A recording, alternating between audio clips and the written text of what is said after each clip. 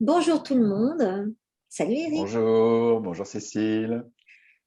Donc aujourd'hui, nous allons aborder un sujet qui fait toujours beaucoup parler. À chaque fois que j'en parle, à chaque fois que je poste quelque chose là-dessus, à chaque fois que je fais une vidéo là-dessus, qu'est-ce que ça fait réagir? Mais on avait une urgence vraiment par rapport à ça. Aujourd'hui, on voudrait vous parler de la maladie d'Alzheimer. Euh, alors, je ne sais pas si c'est parce qu'il y en a de plus en plus, mais il y a surtout que nous, en fait, en tant que thérapeute holistique et de plus en plus énergétique, etc., on a des solutions et je crois que c'est important qu'on vous en parle et surtout qu'on vous donne les moyens de réagir le plus vite possible avant que ça soit la cata et surtout de faire la part des choses. Parce que Je euh, sais, oui, parce que moi, je ne sais pas s'il y en a de plus en plus ou si on en a de plus en plus peur. voilà, il y a ça. Comme on en parle de plus en plus, les gens sont de Eh plus oui, en plus conscients que ça peut leur tomber dessus. Et du coup, au moindre symptôme, ils se disent, ça y est, j'y ai droit.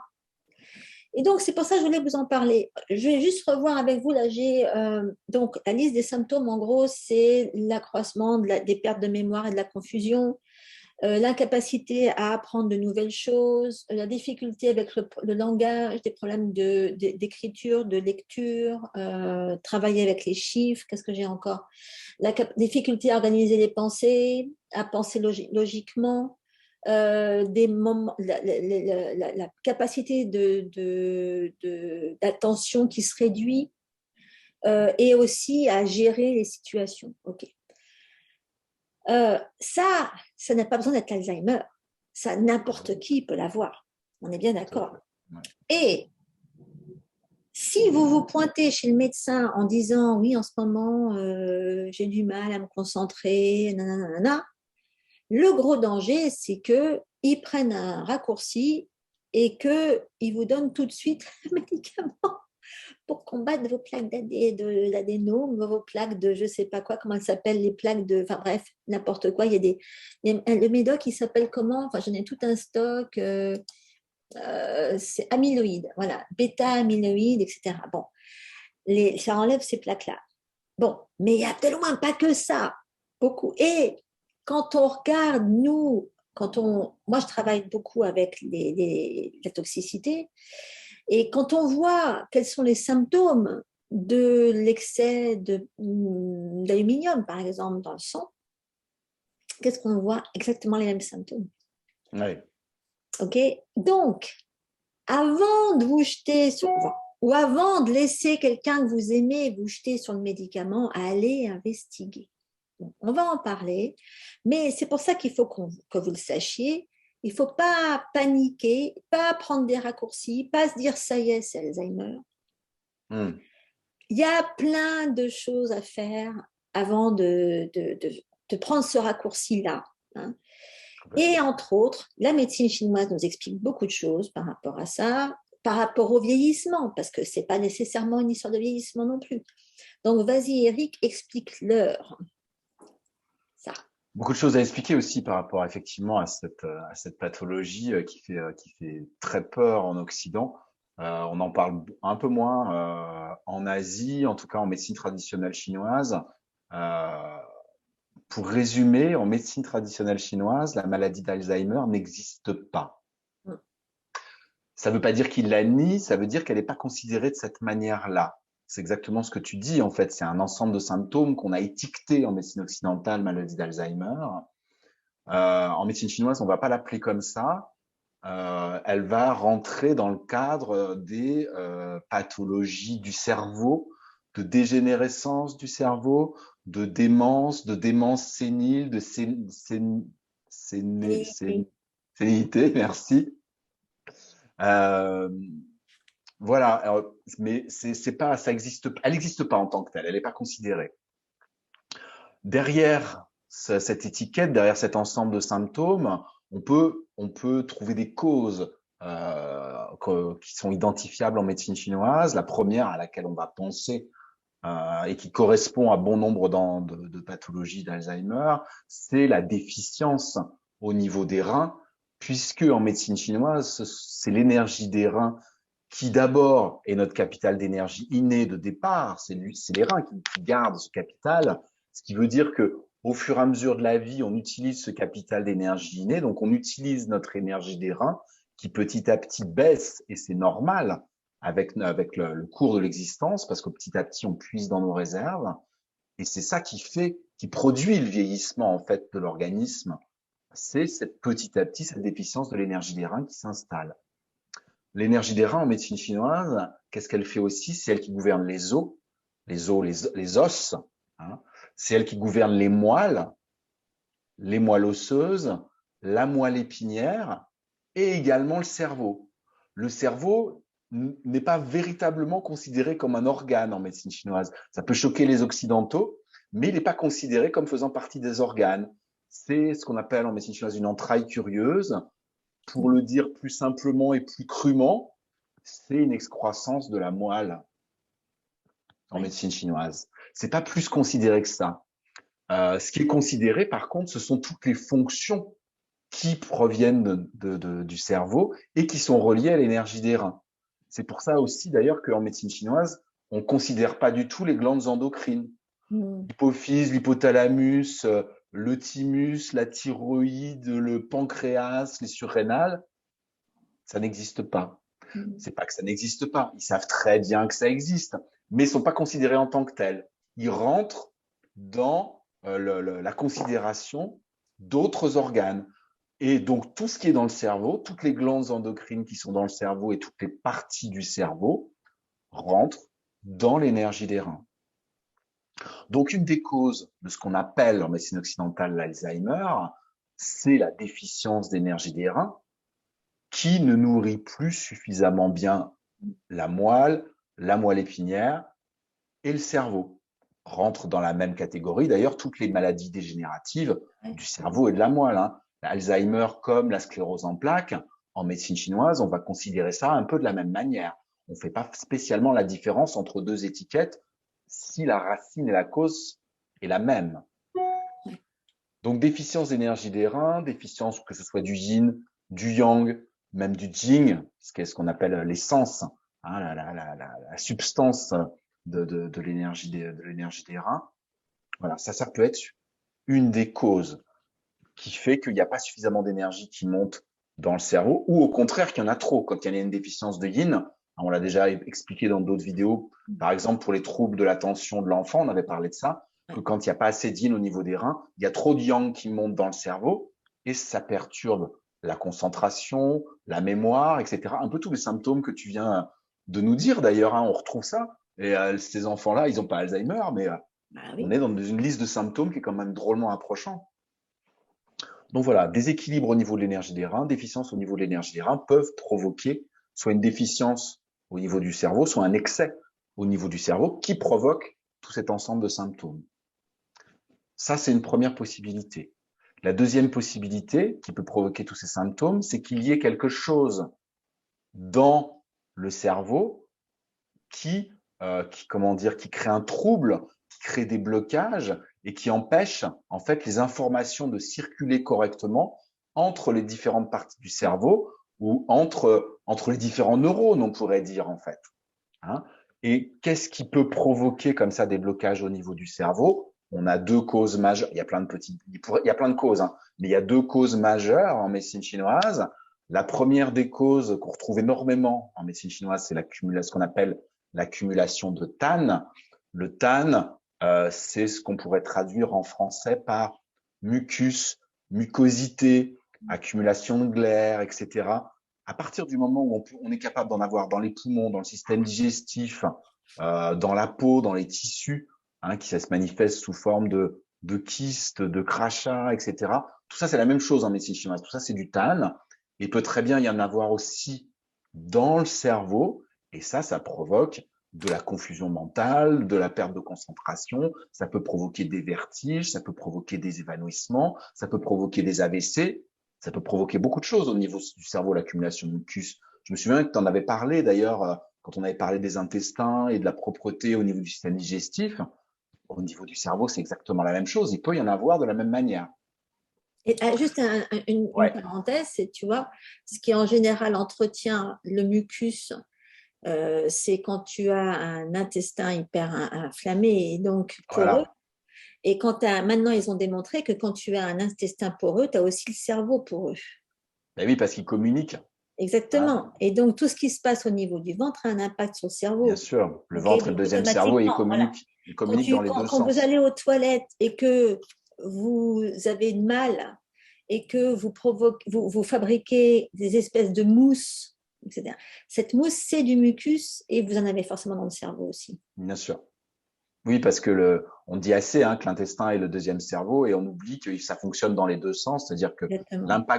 l'intestin a un impact sur le cerveau et le cerveau a un impact sur l'intestin et ça marche ça marche dans les deux sens. Et s'il y en a à un endroit, il y en a à l'autre.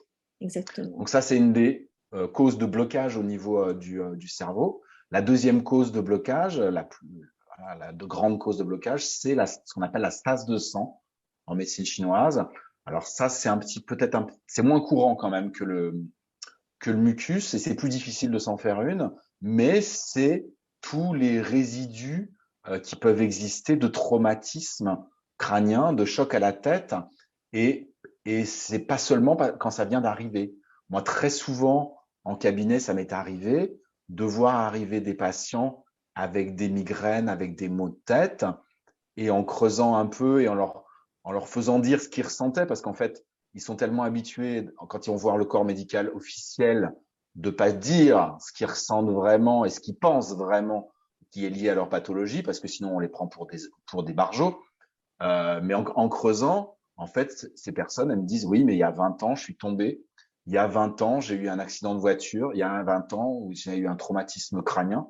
Et quelques mois après, j'ai commencé à avoir des maux de tête.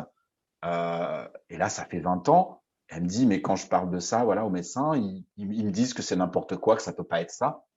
En médecine chinoise, on sait très bien que même si on voit plus de traumatisme au niveau des radios, au niveau d'IRM, au niveau des examens, c'est pas pour ça que il reste pas de la stase de sang au niveau du cerveau. C'est valable pour d'autres parties du corps, mais là on parle du cerveau, qui reste de la stase de sang au niveau du cerveau. Et ça, pareil, ça peut provoquer de la douleur, ça peut provoquer de la confusion, ça peut empêcher la circulation énergétique de se faire correctement entre les différentes parties du cerveau, rien qu'à cause de ça. Et donc, on se retrouve dans la même liste de symptômes qui est celle de la maladie d'Alzheimer. Donc ça, voilà, on a les trois grandes causes de la maladie d'Alzheimer, si on l'étiquette comme ça: déséquilibre ou déficience de l'énergie des reins, stase de sang et accumulation de than au niveau du cerveau. Voilà. On parle pas trop en médecine chinoise, on le voit, ça rentre dans d'autres choses. Ce serait plutôt de la toxine, ce que tu disais par rapport aux métaux. C'est vrai que ça rentre un peu moins dans ce cadre-là, mais on en parle lié à des organes particuliers. Mais en fait, voilà, le cerveau est toujours à considérer. C'est vrai que c'est pas facile là de parler médecine chinoise sur un thème qui est très très occidental. Ça nécessite de vraiment faire des rapprochements. Et en fait, on parle de toxicité. On va parler de toxicité au niveau des poumons, au niveau des intestins, au niveau du foie, etc. Et c'est vrai que le cerveau, voilà, on en parle un peu moins en médecine chinoise, mais si on réfléchit, on comprend que, comme tu viens de le dire, que c'est la même chose, que ça fonctionne ensemble, et qu'en fait, ce qui se passe dans tel ou tel organe, ça se passe aussi dans le cerveau. Donc en fait, voilà, on parle quand même la même langue et on parle quand même des mêmes choses, et c'est vraiment à considérer de la même manière. D'autant que, bon, c'est quand on revient à l'inflammation, et là, ils ont démontré que quand tu avais un intestin inflammé, tu avais le cerveau inflammé. Bien Et sûr. comme par hasard, enfin bon, moi, ça fait des années maintenant que via le traitement de la candidose, je le vois. Un des symptômes classiques de ceux qui sont bouffés au mythe par le candidat, c'est de ne pas être capable d'aligner leur esprit. Tu sais qu'ils ont, Oui, ils ont plus de capacité de concentration, ils ont plus de... ça part dans tous les sens. Ça part dans tous les sens. Et le simple fait de faire... de contrôler la prolifération de leur candidose et de réduire la prolifération et donc de travailler sur leur inflammation et sur leur niveau de toxicité pendant 1, 2, 3 mois, c'est radical. D'un coup, leur brume cérébrale disparaît, ils peuvent de nouveau se concentrer et retrouver de la mémoire et retrouver l'envie de faire quelque chose, parce qu'à force, tu n'as même plus envie. Tu vois, l'envie et l'intention, je pense que c'est aussi beaucoup ce qui a d'impact sur les personnes qui vieillissent.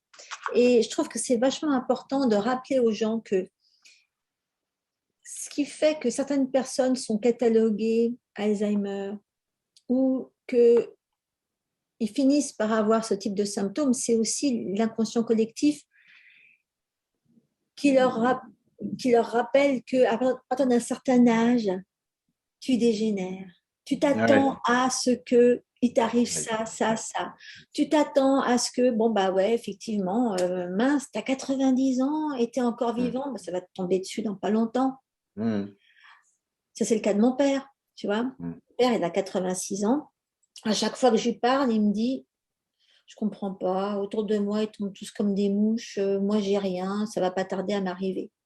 Et mon père, on dit ici, sharp, tu vois. Ouais, on appelle ça du conditionnement, des croyances limitantes, hein, comme dirait Anthony Robbins. Exactement. Alors, si tu es convaincu que parce que tu as tel âge, il va forcément t'arriver un problème, à la limite, tu es presque rassuré quand ça t'arrive, parce que, ou quand la médecine traditionnelle t'identifie, te met une étiquette, parce que tu te dis, bon, ben voilà, je suis normale quelque part. Ah oui, mais c'est ça. Si à 70 ans passés, tu n'as toujours ni ton cancer, ni ton problème dégénératif, ni ton problème de... Merde, tu as un problème, quoi, à ce moment-là. Tu as un problème parce que tu sens la normalité. Tu comprends? Oui, tu es un extraterrestre. Tu es un extraterrestre. Et moi, je répète sans arrêt à mes parents. Alors, bon, mon père, maintenant, il prend quand même un petit peu quelque chose parce que je ne vais pas me battre indéfiniment avec mon frère pour l'empêcher de toucher à certains médicaments. Mais comparé à d'autres qui ont son âge, il prend vraiment quasiment rien. Mais je leur rappelle à mes parents, est-ce que vous comprenez qu'il y en a qui n'ont pas votre âge, qui sont beaucoup plus jeunes et qui sont dans un état de délabrement avancé? Ah oui, bah ça, parce qu'ils prennent, voilà. Et donc, plus vous allez prendre de médicaments tôt pour un tas de trucs. Hein. Alors, le pire, c'est de prendre des statines parce que là, ça vous bouffe le cerveau. Je vous rappelle une chose, c'est que le cerveau, c'est du cholestérol. Ok? Vos cellules, c'est du cholestérol. Vous avez la membrane cellulaire qui enveloppe chacune de vos cellules. Cette membrane cellulaire, elle va fonctionner que parce qu'elle fait le lien entre l'extérieur, l'environnement, l'intérieur de la cellule, etc. Et elle a une protection lipidique, elle a une fonction de filtre dans les deux sens. Vous avez besoin de ce cholestérol pour un fonctionnement normal de vos cellules et optimal. Si vous prenez quelque chose qui vous bouffe le cholestérol, votre cerveau, automatiquement, voilà, il n'y a plus grand-chose dedans, il n'y a plus de connexion, il y a de moins en moins de dendrites, il y a de moins en moins de rien qui se passe. Il ne peut rien se passer dans un cerveau qui n'existe plus, dont on bouffe le cholestérol. Et or, le problème, c'est que quand vous prenez quelque chose comme des statines, ça ne va pas uniquement se porter là où vous voudriez que ça se porte, à savoir au niveau de vos veines, vos artères. Ça va aller partout. Et alors, je vous rappelle une chose entre nous, c'est qu'ils ont quand même démontré qu'il n'y a plus aucun rapport entre votre niveau de cholestérol et l'incidence de maladies cardiovasculaires. Okay? Ça n'a plus rien à voir. C'est démontré, has been, complètement. Donc, le premier truc à éviter de faire, si vous avez quelqu'un qui prend des trucs qui bouffent le cholestérol comme les statines et qui se demande pourquoi il y a des problèmes cognitifs, il ne faut pas chercher très très loin. Et c'est pour ça qu'une des premières choses qu'on fait faire à quelqu'un qui a des problèmes et d'inflammation du ventre et de candidose, qu'on soupçonne être de l'Alzheimer, c'est déjà rien que de travailler sur cette inflammation du ventre et cette inflammation qui va avoir un impact sur le cerveau et sur la qualité d'absorption de gras. Il faut remonter la consommation de gras impérativement pour redonner du gras au cerveau et lui redonner les capacités de fonctionner. Il ne faut pas que je me lâche là-dedans parce que... Non, mais c'est passionnant. Et puis, de toute façon, ça redonne de l'eau au moulin de la médecine chinoise aussi parce que tu parles de toxicité, moi, je parle d'accumulation de than.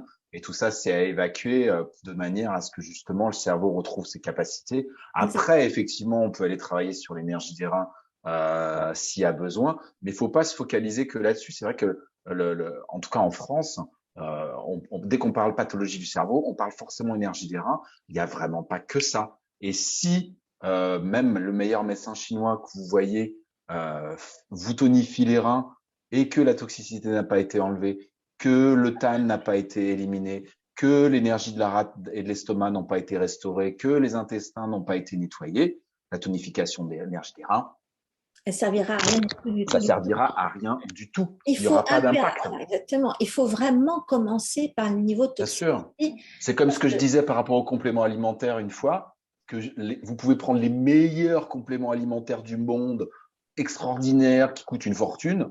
Si votre rate, elle n'est pas dégagée, si elle n'est pas en Vous absorbez capacité rien. de les absorber, de les assimiler, le pot que vous a payé une fortune, vous pouvez aussi bien l'ouvrir, le jeter dans les toilettes, ça ira plus vite, parce que ce sera le même résultat. Exactement. Et là, c'est Donc, pareil. ça revient à ça. Et alors, donc, pour résumer les principales sources de pollution dans ce cas-là, ça reste beaucoup les médicaments parce que c'est une des plus grosses sources de métaux, entre autres d'aluminium. C'est une des plus grosses origines de développement de candidose qui entretient votre inflammation, mais surtout, bon, je veux dire, les mycotoxines, je veux dire, les éjections du candida, c'est extrêmement polluant, c'est acide, c'est dégueulasse, ça entretient toute l'acidité, ça empêche tous les autres organes de travailler correctement et ça entretient l'inflammation. Et candida et métaux lourds se tiennent par la main. Si vous avez de la candidose et que vous avez aussi des métaux lourds, si vous n'enlevez pas les deux en même temps, vous pouvez courir. Il n'y en a pas un. Oui. Voilà, il faut absolument s'attaquer aux deux en même temps. Et ça, je vous renvoie, je vous remettrai le lien des vidéos que j'ai faites sur les métaux lourds. Mais je vous rappelle allez voir quels sont les symptômes de toxicité à l'aluminium. Vous allez voir que c'est exactement la même chose que l'Alzheimer. Et puis, je voudrais aussi qu'on parle des effets secondaires des médicaments qu'on donne en ce moment pour l'Alzheimer, parce qu'encore une fois, il n'y a pas de cure. Il n'y a pas de... De toute manière, un médicament n'a jamais guéri personne, mais en plus, sachez que il y a des médicaments. Là, j'ai une petite liste sympa. Bon, j'ai les molécules, j'ai peut-être pas le nom de ce qui est proposé au niveau du commerce, mais il y en a un qui est à base d'aducanumab. Bon, ça, c'est ici aux États-Unis, mais donc c'est quelque chose qui est censé traiter les problèmes cognitifs légers, etc. Ça, c'est dans le côté léger. Qu'est-ce qu'on va aller prendre un médicament pour des problèmes cognitifs légers? Je vous donnerai une liste d'huiles essentielles. Il y a plein d'huiles essentielles qui marchent très bien pour ça. Il faut augmenter son niveau de gras. Il faut faire travailler aussi. Il faut entraîner la personne. Il n'y a pas de dégénération du cerveau liée à l'âge automatique. Ça va être lié à l'âge que si la personne se dit « je suis vieille, donc je ne marche plus, donc je ne peux plus penser, donc je ne peux plus lire, etc. » Voilà. Si vous dites à n'importe quelle personne, de n'importe quel âge, bon, entraîne-toi à lire, fais du sudoku, fais des mots croisés, peu importe. Ça va. Et l'exercice physique. Aussi, il ne faut pas oublier le corps. Bien sûr. Mais il ne faut pas prendre des choses pour un Alzheimer léger. C'est n'importe quoi. Ensuite, alors je vous donne juste les effets secondaires. C'est accumulation de sang dans le cerveau, des maux de tête. Ah bah justement. De la diarrhée, confusion, tout ça. Ça risque juste de vous provoquer des chutes qui vont cogner sur le niveau du cerveau, qui vont vous provoquer des vraies bonnes raisons de développer de l'Alzheimer. Il y a le donépézil. Ça, c'est un inhibiteur de cholinéstérase qui est prescrit pour traiter aussi ce qui est léger jusqu'à sévère. Et dans les symptômes, il y a nausées, vomissements, diarrhée, crampes musculaires, fatigue et perte de poids. Bon, encore une fois, je vais vous donner une liste d'huiles essentielles. Encore une fois, ce n'est pas des médicaments qui vont être curatifs. Donc, il y a le rivastigmine, qui est un inhibiteur de cholinéstérase. Donc, c'est censé arrêter, soi-disant, cette plaque, prescrit pour traiter les symptômes aussi pareil. Ils ont démontré d'ailleurs que les médicaments contre l'Alzheimer, soi-disant, qui doivent contrôler cette plaque, finissent par l'entretenir. Donc, il n'y en a aucun. Mais tous, ils ont beaucoup, beaucoup d'effets secondaires. Donc, encore une fois, Je vous remettrai une liste, mais je voudrais vous donner, il y a certaines huiles essentielles qui sont hyper connues pour aider à la concentration. Et ça ne se prend que si on a la logique avant d'aller combattre l'inflammation interne systémique. Oui, on disait tout à l'heure. Encore une fois, si vous ne faites rien pour, d'abord, si vous continuez à prendre des statines, si vous faites du 0% de matière grasse dans votre vie, si vous vous goinfrez de sucre, et si vous ne faites rien pour arrêter une absorption quasiment quotidienne ou régulière de métaux lourds, si vous ne faites rien pour éliminer vos métaux lourds, vous pourrez faire tout ce que vous voulez à côté, il ne va rien se passer. Ah ben oui, non, c'est sûr. Okay. Donc, il y a toute une logique. Il faut vraiment commencer par combattre l'inflammation. Donc, il faut souvent aller identifier ce que vous ne pouvez plus consommer. Il y a plein d'aliments qui entretiennent l'inflammation et ça, j'arrête pas d'en parler. Peut-être que toi aussi. Oui, de toute façon, je reparle à chaque fois des 15 règles d'or de la diététique chinoise qui sont à suivre pour restaurer l'énergie d'Arhat et de l'estomac. Je vous remettrai le lien en dessous de la vidéo. Vous mettrai le lien aussi de tous les conseils anti-vieillissement et de tonification de l'énergie des reins. J'ai écrit un article là-dessus il y a quelques temps. Je vous mettrai le lien en dessous de la vidéo, ainsi que ce que vous pouvez faire pour éliminer le mucus, éliminer la stase de sang au niveau du cerveau. Ça, voilà, je vous mettrai les liens en dessous de la vidéo. Exactement. Il y a plein de choses qu'on va vous donner, mais donc il faut penser qu'il n'y a pas de remède miracle, mais il y a une attitude générale qui risque de demander de la rééducation. De toute façon, on l'a dit assez souvent, hein, à la base, la médecine chinoise, c'est plus une médecine préventive qu'une médecine curative. Donc, le miracle, il réside dans le fait de vous occuper de vous et de retrouver un état d'équilibre interne qui empêche à une pathologie de se développer. La pathologie, même si elle est là, c'est de toute façon jamais trop tard parce qu'on peut toujours, même les pathologies graves dégénératives, hein, moi j'en vois souvent, au minimum, ce qu'on arrive à faire, c'est à stopper l'évolution en rétablissant un équilibre interne, mais pas qu'Alzheimer. Hein. Je parlais de la sclérose en plaques tout à l'heure. Moi, j'ai des personnes que je suis. Il y en a une personne que je suis, ça fait plus de 20 ans.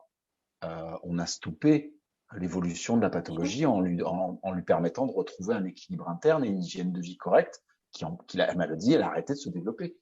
C'est des choses qui sont complètement possibles. On peut tout à fait vivre avec une maladie en bonne intelligence. Complètement. Exactement, si on ne s'obstine pas à essayer de la faire disparaître artificiellement à coup de produits qui vont donner l'illusion que les symptômes n'y sont plus, en provoquant d'autres et en entretenant quelque part le déséquilibre par un autre bout. En général, non, à la place, on s'obstine à entretenir la santé à l'intérieur de son corps, et de son mental et de son système émotionnel, de manière à ce que la pathologie n'ait pas de prise. Oui, aussi, exactement. C'est quand même plus logique. En tout cas, c'est plus notre logique à nous. C'est plus notre logique à nous, c'est clair. Mais donc, il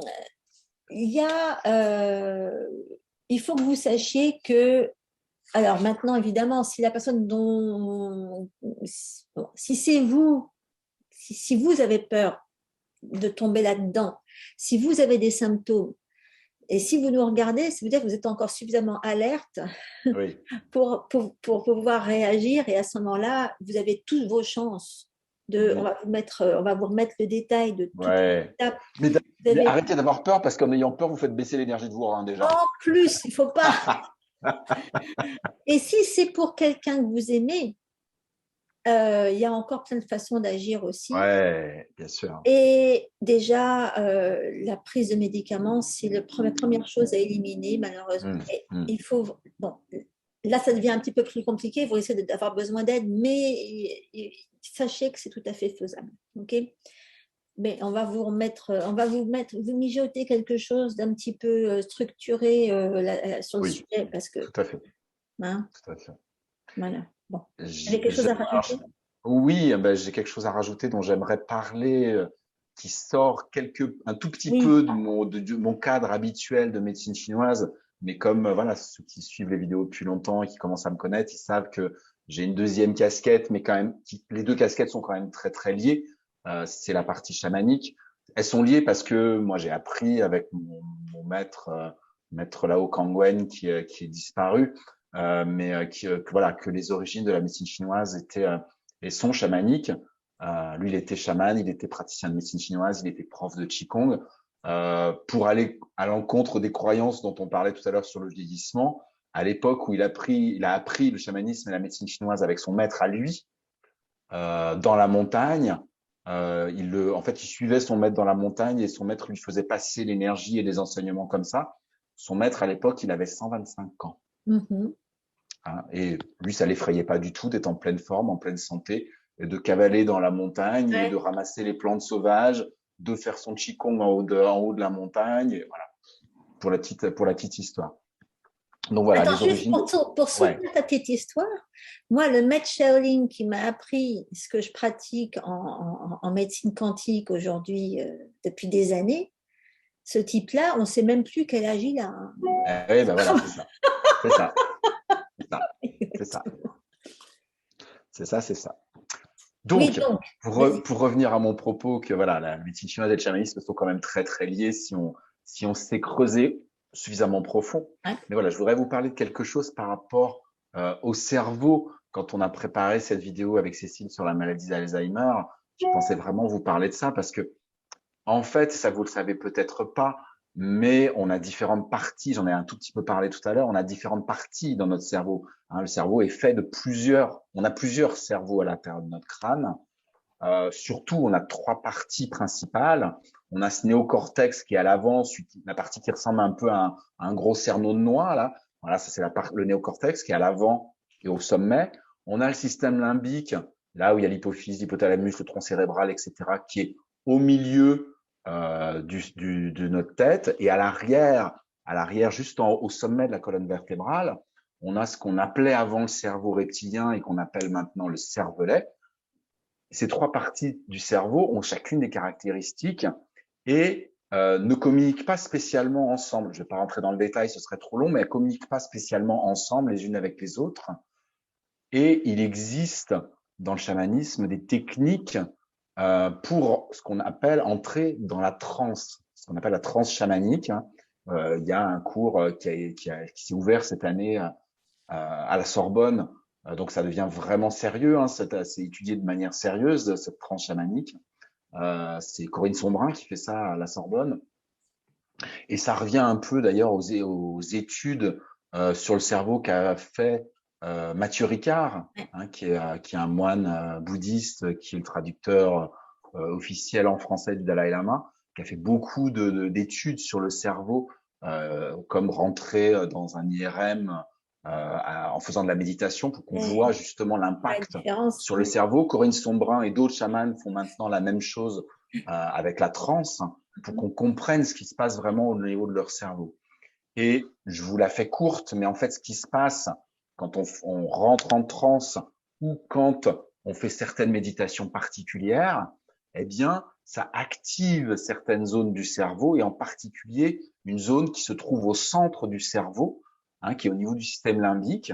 Et le fait d'activer ce système limbique et ces zones-là, en fait, ça permet à ce que les informations puissent de nouveau circuler dans l'ensemble du cerveau, y compris entre le cerveau reptilien et le néocortex. Parce que le fait d'utiliser des techniques chamaniques ou des techniques de méditation, ça amène les ondes cérébrales à un autre niveau, ce qui fait qu'en fait, la circulation entre les différents neurones et entre les différents cerveaux devient possible. C'est un peu comme si d'un coup, on faisait vibrer, et c'est ce qui se passe, on fait vibrer à un autre niveau vibratoire le système limbique, qui d'habitude est imperméable, et le fait de le faire vibrer, c'est un peu comme un chanteur lyrique, vous savez, avec le contrute qui fait éclater un verre de cristal parce que la vibration est exactement la même que celle du verre et ça le fait éclater. Eh bien, quand on utilise de la vibration particulière, que ce soit par la méditation, que ce soit par le tambour chamanique à un certain rythme, que ce soit par le son du bol tibétain ou le son des bols chantants, on fait vibrer à ce moment-là le système limbique et ça le rend imperméable et l'information peut à partir de là circuler entre toutes les parties du cerveau et rayonner dans tout le cerveau. Et donc, ça active eh bien, le fonctionnement des neurones, ça active tout ce qui est au niveau du cerveau. Et ça, je pense que dans quelques années, on se rendra compte que toutes ces études qui ont été faites, eh bien, ça peut aller que dans le sens inverse des pathologies dégénératives comme la maladie d'Alzheimer. Donc voilà, je voulais absolument vous parler de ça parce que je pense que c'est quand même essentiel. C'est quand même des techniques qui datent de milliers et de milliers d'années. On ne savait pas, parce qu'Alzheimer, on ne le connaissait pas à ce moment-là, mais c'est des techniques qui datent de plusieurs milliers d'années qui ont un impact sur le cerveau, et ça a été prouvé.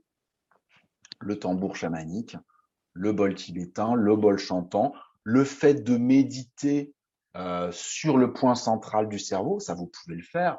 Moi, je vous encourage à le faire en utilisant le sourire intérieur. Moi, je fais faire ça dans mes pratiques et dans mes ateliers, d'amener le sourire intérieur, j'en ai souvent parlé, mais on peut l'amener dans les différents organes, dans les reins, dans le foie, etc. Mais vous pouvez aussi l'amener dans le centre de votre cerveau. Le point qui est au centre de votre cerveau, il est où? Il est derrière votre troisième œil, en dessous du sommet de votre crâne, entre vos tempes.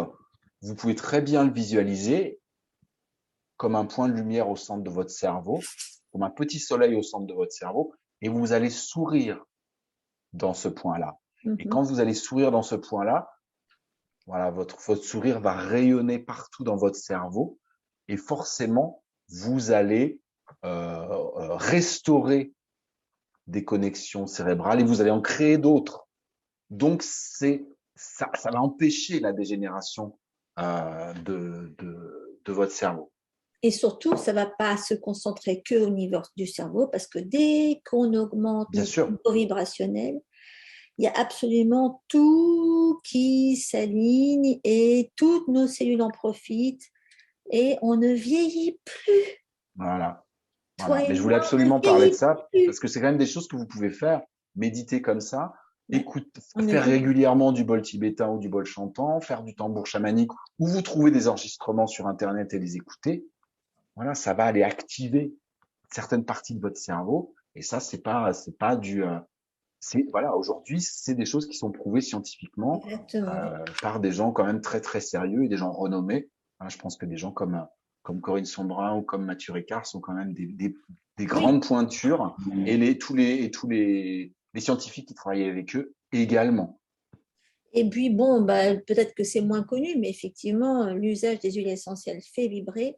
Il y a une vibration. Oui, aussi, bien sûr. C'est une des techniques qui agit aussi sur le système limbique. Moi, j'en parle souvent. Là, je te laisse parler de cette partie-là, mais moi, j'en parle souvent. Ah oui, non, mais bon, à chaque fois, vous allez utiliser des huiles, et je parle des huiles qui agissent, j'appelle les huiles du bonheur. Parce qu'automatiquement, dès que tu fais donc, il y a une huile du bonheur archi connue qui est la rose et qui est celle qu'on va utiliser le plus pour toutes les pathologies cognitives. Mais une rose, normalement, vibre autour de 300 MHz. Nous, on arrive à la faire vibrer à plus de 600. On arrive à se faire vibrer à très haut avec l'intention, avec la concentration, avec la méditation. Et le fait de monter les vibrations des huiles est un exercice qui est quand même relativement à la portée de tout le monde. J'ai réussi à former tout un groupe de filles cette année à le faire. Il n'y a pas de raison que n'importe qui puisse pas le faire. Et à partir du moment où vous savez sourire, c'est possible. Oui, et plus tu montes les vibrations, plus tu souris, plus tu es heureux. Et plus tu souris, plus tu es heureux, plus tu as les vibrations qui montent. Et c'est pour ça que, donc, ce n'est pas tellement avec un eucalyptus ou avec un tea tree qu'on va faire ça, mais plutôt avec des huiles du bonheur. Donc, toutes les huiles les plus chères, malheureusement, mais c'est celles qui ont des vibrations, les vibrations les plus élevées. Donc, je vous mettrai aussi une liste. Enfin, mais une bouteille de 10 millilitres d'huile essentielle de rose à côté du prix d'un cerveau, c'est pas cher. Ah oui, mais déjà, si tu arrives à te payer du 2 millilitres environ. Oui, non, mais c'est pour dire, le prix de ton cerveau à côté, c'est rien. Oui, ça c'est clair. Il ne faut pas commencer à aller chipoter. Ah non, mais faut parler de choses comparables. Ah oui, comparables, exactement. Bon, enfin bref, donc c'était, vous voyez à quel point c'est le genre de sujet qui nous fait réagir et qu'il était temps qu'on vous le fasse. Donc on vous, là, ça va être long sous cette vidéo, on va vous ça va faire mal. Mais bon, voilà. On espère que ça va vous ouvrir des horizons, que ça va vous débloquer certaines petites choses. Hein. N'ayez pas peur de nous laisser vos commentaires là-dessous et de nous dire ce que vous en pensez. Donc, je vous remettrai je vous remettrai pas mal de listes de choses, etc. Vous allez en avoir plein, Eric va vous en avoir plein. Éclatez-vous, il va y avoir de la lecture. Et de la mise en pratique, s'il vous plaît. Exactement aussi. Voilà, soyez sages, éclatez-vous, profitez-en bien, protégez-vous surtout. À très bientôt à tous. À bientôt. Merci, Cécile.